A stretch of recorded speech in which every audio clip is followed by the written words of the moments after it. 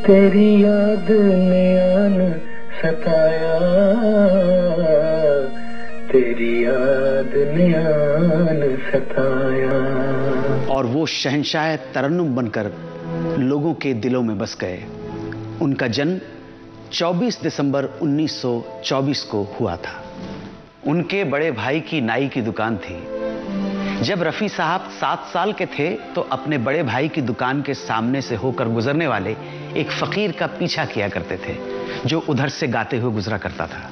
रफी साहब उस फकीर की आवाज की नकल करने लगे।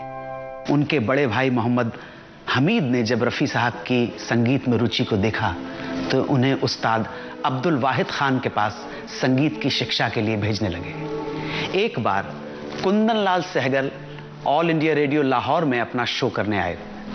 मोहम्मद रफ़ी और उनके बड़े भाई भी उनको सुनने गए थे। उस वक्त रफ़ी साहब की उम्र तकरीबन 13 साल की थी। अचानक बिजली के चले जाने की वजह से सहगल साहब ने गाने से मना कर दिया। वहां मौजूद भीड़ शोर मचाने लगी तो रफ़ी साहब के बड़े भाई ने आयोजकों से गुजारिश की कि भीड़ को शांत करने के लिए मोहम्मद रफ़ी को गाने का मौका दिया जाए। किस्मत से उनको इजाजत मिल गई और उनका गाना लोगों ने बेहद बेहद बेहद पसंद किया। वहां उस वक्त के मशहूर संगीतकार श्याम सुंदर भी मौजूद थे। वो रफ़ी साहब की आवाज से बहुत प्रभावित हुए। उन्होंने रफ़ी साहब को अपने लिए गाने का न्योता दिया। इस तरह रफ़ी साहब का पहला गीत एक पंजाबी फिल्म गुल बलोच के लिए रिकॉर्ड हुआ था। फिर सन 1946 में मोहम्मद रफ़ी साहब ने लाहौर से बंबई आने का फैसला किया। उन्हें संगीतकार नौशाद ने पहले आप नाम की फिल्म में गाने का मौका दिया। नौशाद साहब ने फिल्म अनमोल घड़ी के लिए एक गाना रिकॉर्ड किया, तेरा खिलौना टूटा। ये गाना इतना मशहूर हुआ कि रफ़ी साहब ने अपनी पहचान बना ली। इसके बाद शहीद, मेला, दुलारी में भी रफ़ी ने गाने गाए जो बहुत मशहूर हुए। नौशाद साहब फिल्म बैजू बावरा के लिए गाने बना रहे थे तो उन्होंने अपने पसंदीदा गायक तलत महमूद से गवाने की सोची थी। कहा जाता है कि उन्होंने एक बार तलत महमूद को सिगरेट पीता देखकर अपना मन बदल लिया और रफ़ी साहब से गाने को कहा। बैजू बावरा के गानों ने रफ़ी साहब को मशहूर गायकों में शामिल कर दिया। फिर रफ़ी साहब संगीतकारों की पहली पसंद बन गए। रफ़ी साहब को उनकी नेक दिली के लिए भी जाना जाता है। अपने शुरुआती दिनों में संगीतकार जोड़ी लक्ष्मीकांत प्यारेलाल के लिए उन्होंने बहुत कम पैसों में गाने गाए थे। महज 1 रुपया लेके शगुन कर देते थे। गाने की रॉयल्टी को लेकर लता मंगेशकर के साथ उनका विवाद भी उनकी दरिया दिली की निशानी है। उस समय लता जी का कहना था कि गाना गाने के बाद भी उन गानों से होने वाली आमदनी का एक अंश, कहने का मतलब है रॉयल्टी, गायकों तथा गायिकाओं को मिलना चाहिए। रफ़ी साहब इसके खिलाफ थे और उनका कहना था कि एक बार गाने रिकॉर्ड हो गए और सिंगर्स को उनकी फीस का भुगतान कर दिया गया हो तो उनको और पैसों की आशा नहीं करनी चाहिए। इस बात को लेकर दोनों महान कलाकारों के बीच मनमुटाव हो गया। लता जी ने रफ़ी साहब के साथ गाने से मना कर दिया और बरसों तक दोनों का साथ में कोई गीत नहीं आया। बाद में अदाकारा नरगिस के कहने पर दोनों ने साथ गाना शुरू किया। फिल्म ज्वेल थीफ में दोनों ने साथ में एक नगमा गाया। बोल थे दिल पुकारे आरे आरे अभी ना जा मेरे साथी। रफ़ी साहब महज एक आवाज नहीं, गायकी की पूरी रवायत थे। उनकी कामयाबी के पीछे किस्मत का हाथ कम और उनकी अथक मेहनत का कमाल ज्यादा है। एक किस्सा सुनाता हूं।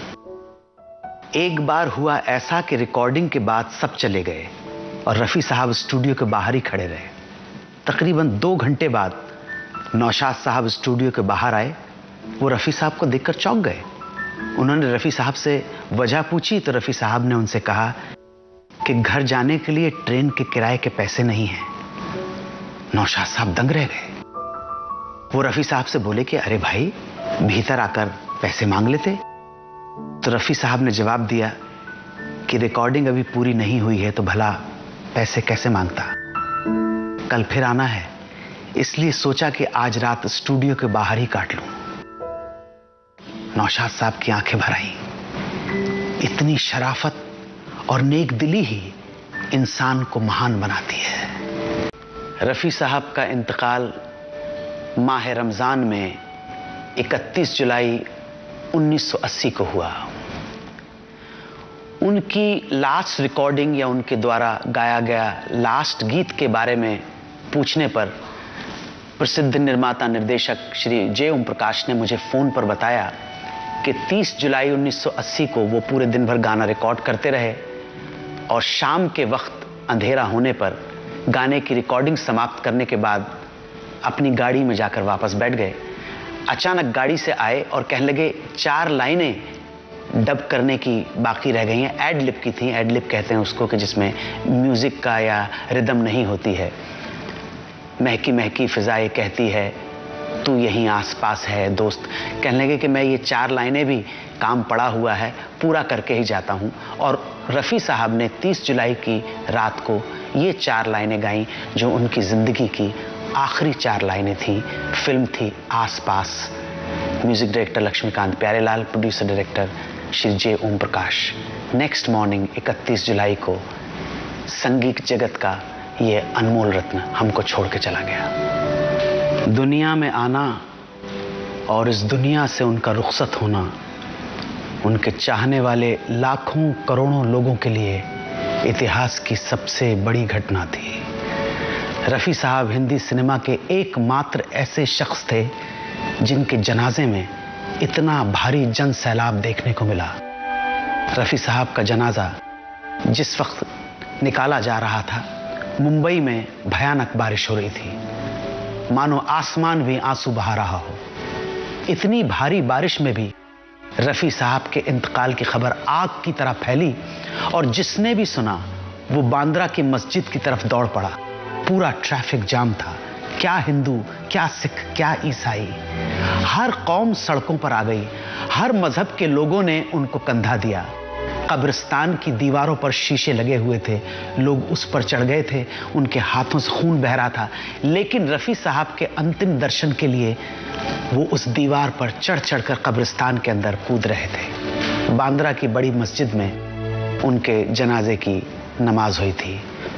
लोग उनकी कब्र से मिट्टी ले गए थे अपने घर में रखने के लिए। उनके निधन पर भारत सरकार ने 2 दिन का राष्ट्रीय शोक रखा था।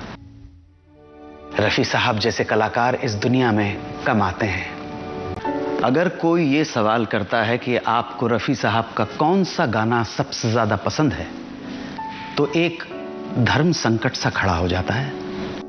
रफी साहब के हजारों गानों में से किसी एक गाने को सबसे ज्यादा अच्छा कहना शायद मुमकिन नहीं है। आज रफी साहब भले ही हमारे बीच में ना हो, लेकिन उनकी जादुई आवाज हमारे एहसास में रची है, बसी है। और ये ख्याल ही रफी साहब के चाहने वालों की तरफ से उनके लिए एक सच्ची श्रद्धांजलि है।